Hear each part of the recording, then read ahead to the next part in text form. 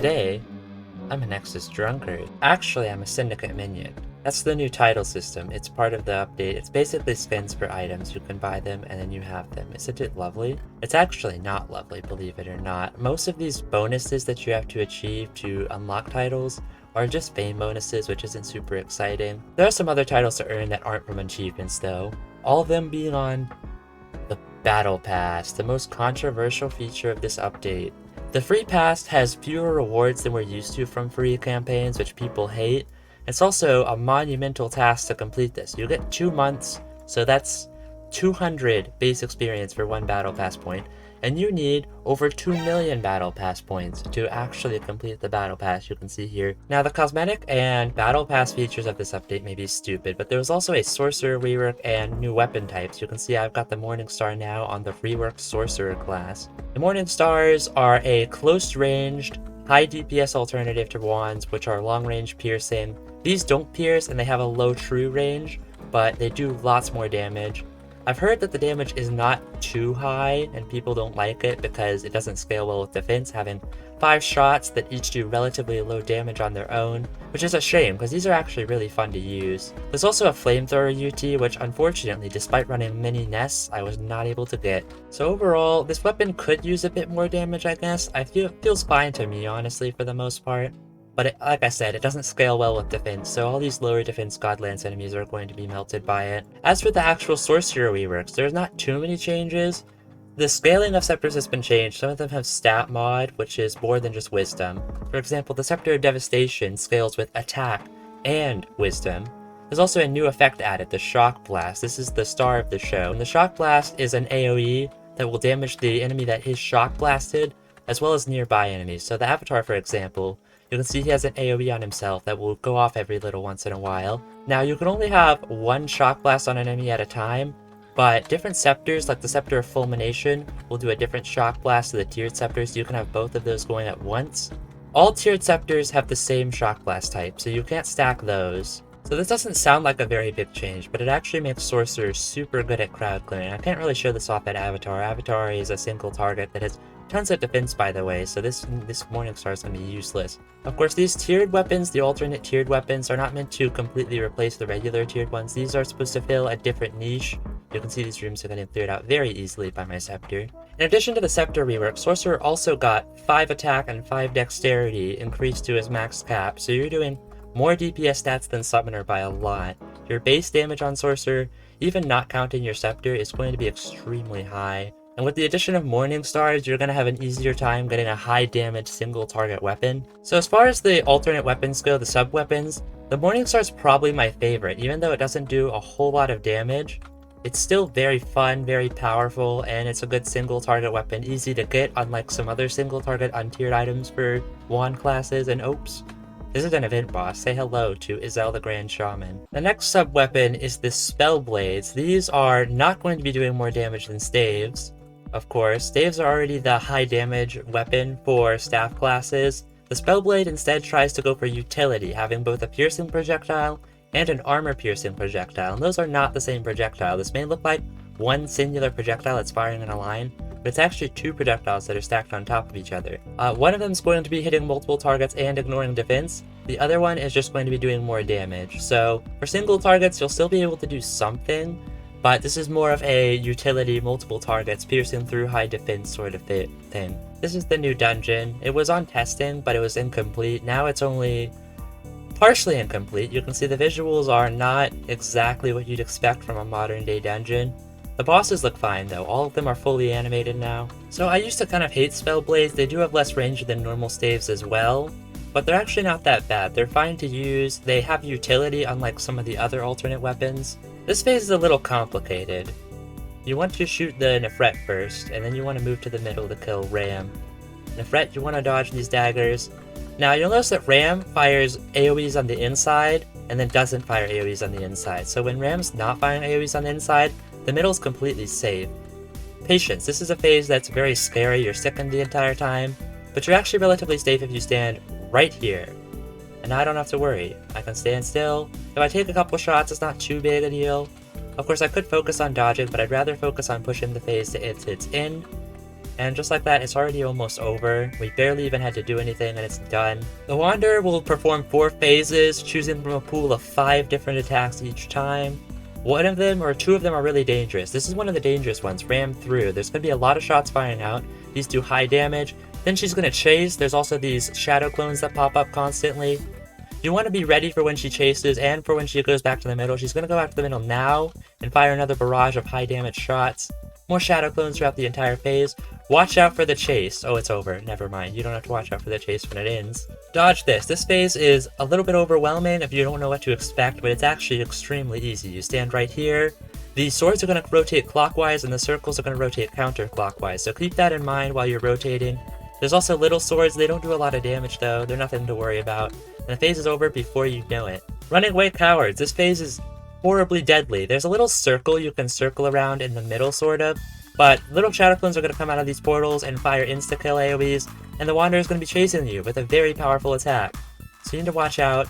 There's not much I can say, but stay away from the Wanderer. The phase ended quickly that time, fortunately. Sword Flurry, this one is sort of like Miasma phase. I've heard it compared to that. There's no Sicken though, so you just have to worry about dodging. Dodge the big shots, they do a ton of damage. The little green shots don't do much. You can afford to tank them. The main thing to watch out for in this finale phase is going to be the swords that fire AoEs. They do medium-high damage, and you should just stay away from them. The portals are also going to increase in number as the phase progresses.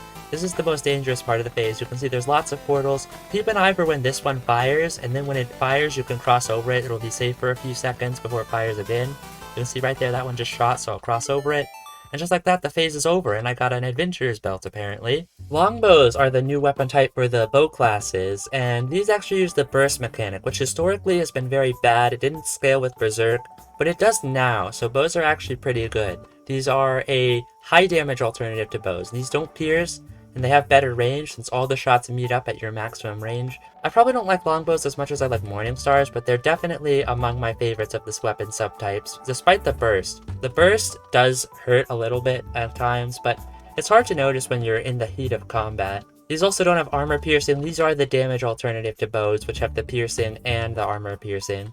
So I think it'll be great to have longbows in the game. They definitely improve things a lot, which I can't actually say the same for the next weapon we're about to look at, which is the Blades. These weapons are just a regular dagger, except it's 2 parallel projectiles instead of 1 singular projectile. So it's a little bit harder to hit, but you're going to be doing more damage on average unless it's a high defense enemy.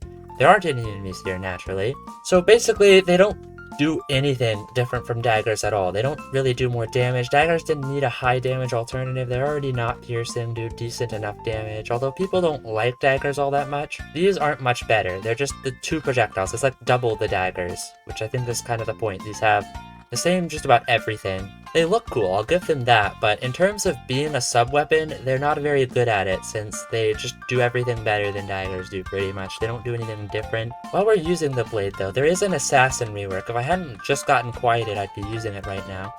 Poisons now inflict a debuff, Poisons now inflict a debuff that will allow your dagger to deal more damage to the target. This particular poison with my vitality is going to do 10 more damage to targets that I inflict with poison. You can see they get a little green outline. There's also some changes to poisons. Tiered poisons will scale with wisdom, and a few of the untiered ones will scale with other stats, like this one for example scales with vitality. Assassin also got increased mana for more poison throwing, increased attack for more attack, and lowered speed. Assassin actually got 10 less speed than he had before, which may sound like a nerf, but it's actually a buff because a lot of in-game stuff requires micro-dodging and careful movements. The Tachi is one of the most interesting sub-weapons.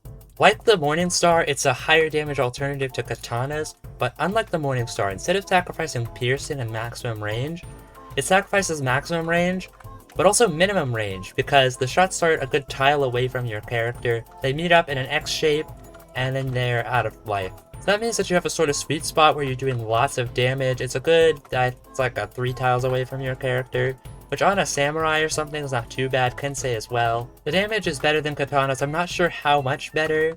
I haven't really heard anyone talk about the Tachi. I guess no one plays katana classes. It feels pretty good to me though. It's certainly very interesting since it shoots an X shape. It's a reference to Realm of the Mad God Exalt, the game you are playing. Though honestly, I don't feel super good about using it. I've been using it for a bit now.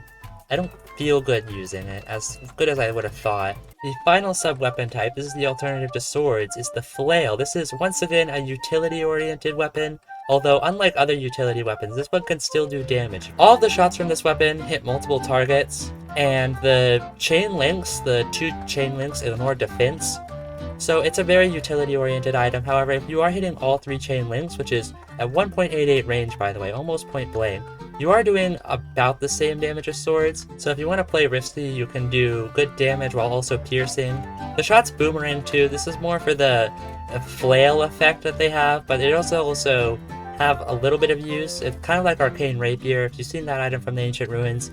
These basically have the same use cases, hitting multiple targets and piercing and boomeranging, not armor piercing. Arcane Rapier doesn't armor pierce. This is one of the coolest looking, but it's not the coolest. I'd say this is number 3 under the Longbows and the Morning Star. Since the projectiles are out longer, the lifetime's longer, theoretically you could drag enemies into this. The ideal use would be dragging a horde of enemies and then pounding them with the wall and chain. So that's about it for Month of the Mad God. If I had to rate all the sub-weapons in order from my favorite to least favorite, it would be Morning Stars, Longbows, Flails, Tachi, Spellblades, and of course, Dual Blades. I hate Dual Blades so much. If I changed them, I would definitely want to have it more of a sort of throwing knives. You'd shoot 2 blades, they alternate from left and right. Maybe I'll draw a little diagram or something, that'd be fun.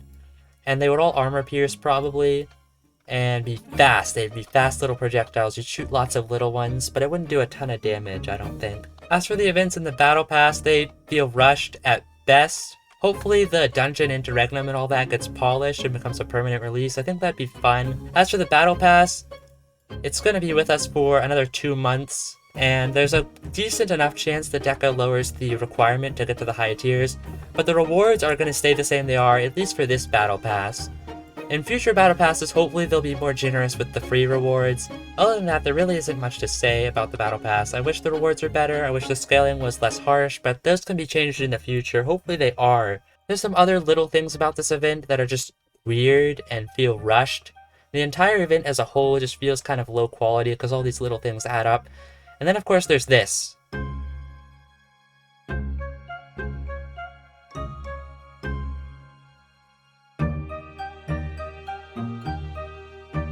You don't do much with it though. You get coins and then you run the event. It's not the most exciting thing. Oh!